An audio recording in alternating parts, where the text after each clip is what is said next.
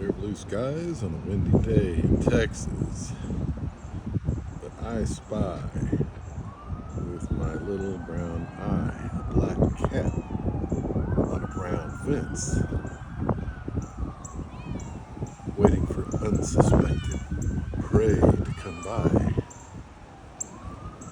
She's awful chatty today. She did have breakfast, but then she wanted to go out. Whoa, whoa. Okay, come on. Would you like second breakfast? Charlotte the famous black cat.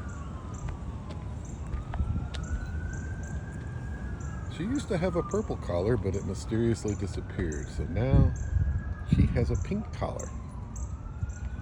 Show the heart on your pink collar, Charlotte. She has her own cat door to get into the yard. Here she goes. Hope everybody has a wonderful Friday.